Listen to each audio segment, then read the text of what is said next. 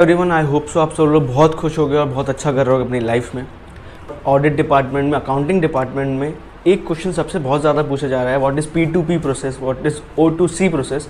तो बच्चे बता तो रहे हैं लेकिन अच्छे से नहीं बता पा रहे हैं क्योंकि उनका experience second tyre 3 tyre city में रहा है और बहुत ज़्यादा बुकिश वीडियोस देख के बता रहे हैं। तो मैंने सोचा कि एक प्रैक्टिकल एग्जाम्पल ले लिया जाए और उसको डिस्कस करते करते P2P प्रोसेस को डिस्कस किया जाए।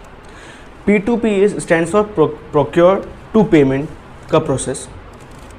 एग्जाम्पल ले लेते हैं, एक टेक्सटाइल इंडस्ट्री है, ठीक है। उसको सबसे पहले रिक्वायरमेंट क्या आती है, रॉ मटेरियल की, है ना। प्रोडक्शन डिपार्टमेंट है, उसको रॉ मटेरियल की रिक्वायरमेंट है आने वाले 15 या 20 दिन में, और वो जाता है परचेज डिपार्टमेंट को, रिक्वेस्ट भेजता है परचेज रिक्वेशन की कि प्लीज़ हमें इस स्पेसिफिकेशन का इतनी क्वांटिटी में आप प्रोडक्ट ला के दीजिए क्योंकि हमें आगे प्रोडक्शन करना है।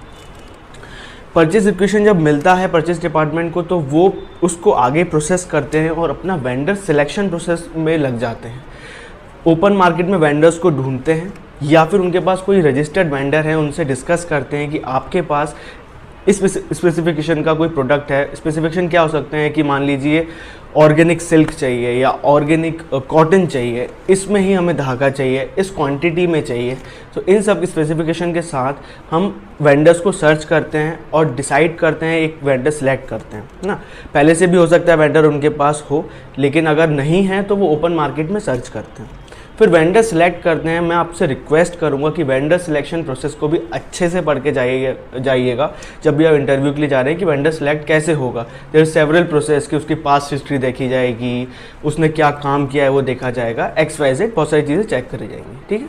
उसके बाद होता है उससे एग्रीमेंट कर लिया कि यार हमें इतना इतना प्रोडक्ट साल भर में लगता ही रहता है, तो आप इतने इतने टाइम में हमें 15, 20, 25 दिन के डिफरेंस में आप हमें प्रोडक्ट देते जाइएगा। वेंडर सिलेक्शन का जब बात आ जाती है तो फिर हम क्या रेस करेंगे, हमारा डिपार्टमेंट PO रेस करेगा कि भैया आप हमें अभी के लिए इस क्वार्टर के लिए इतना प्रोडक्ट भेज दीजिए। फॉर एग्जांपल 80 टन ऑफ धागा जो है वो भेज दीजिए, है ना।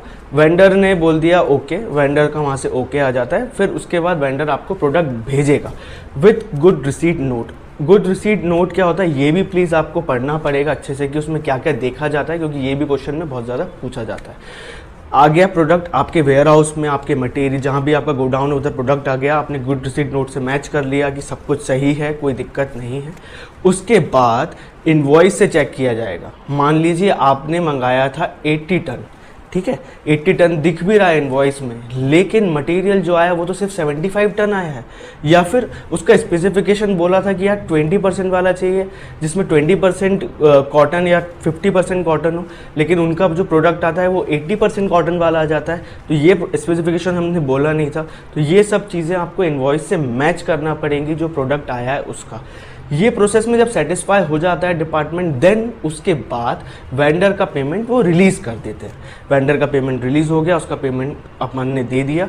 इस होल प्रोसेस को बोला जाता है P2P प्रोसेस, जिसको हम एक फ्लो चार्ट बना ले। तो वो कैसे शुरू हुआ, सबसे पहले मटेरियल प्लानिंग करी प्रोडक्शन डिपार्टमेंट ने कि हमें इस स्पेसिफिकेशन का ये प्रोडक्ट चाहिए। परचेज डिपार्टमेंट के पास गए, परचेज रिक्वेजिशन भेजा। परचेज रिक्वेजिशन मिलने के बाद परचेज डिपार्टमेंट ने सर्च किया ओपन मार्केट में कि कौन सा ऐसा वेंडर है जो हमें दे सकता है, या उनके पास पहले से वो वेंडर था तो उसको रिक्वेस्ट करी। वेंडर सिलेक्ट किया स्पेसिफिकेशन प्रोसेस का। वेंडर सिलेक्ट करने के बाद PO रेज हुआ, that is purchase order raise हुआ। परचेज ऑर्डर के बाद क्या हुआ, गुड रिसीट नोट, मतलब गुड्स आए, उसको आपने देखा क्या मटेरियल है, उसको इनवॉइस से चेक किया एंड लास्टली हमने पे कर दिया। इस होल प्रोसेस को बोला जाता है प्रोक्योर टू पे। Thank you so much for watching this video guys.